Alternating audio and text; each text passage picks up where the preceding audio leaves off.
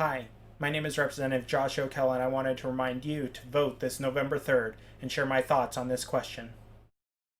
What is the difference between mail-in voting and absentee voting? The difference between mail-in voting and absentee voting is that with absentee voting, you're requesting a specific ballot for a specific person, whereas mail-in voting, the people are sending out ballots to every address in that district instead of to a specific person. One of the reasons why they do that is because the voter rolls are not actually accurate, and so if they sent out ballots to people based on the voter rolls, they might be sending it to people that have moved, and then it would get kicked back, or people that have died, and that would also potentially limit people who have not already registered to vote. There's just a big problem with that. And so, at least where I have seen it, they just sent out ballots to every single household. And then you just fill out your name and information in that ballot and send it back. Um, Obviously, that can create a problem because if you know someone's information, you could essentially vote for them.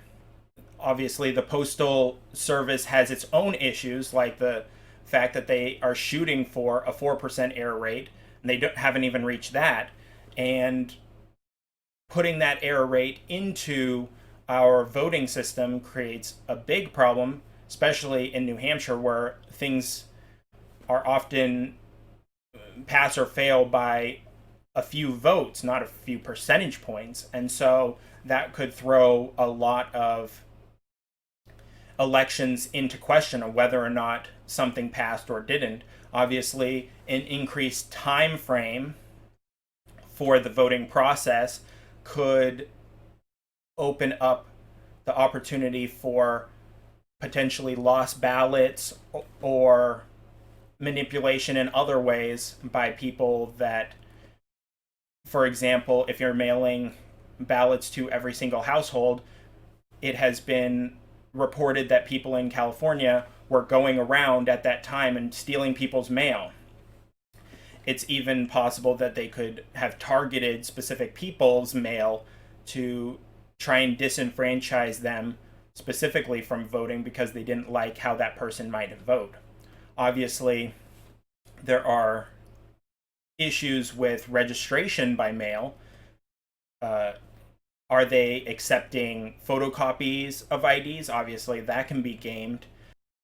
Our current election process may have a stray wrong vote here or there being either disqualified or someone not eligible to voting. But with the mail in voting, the problems just compound and compound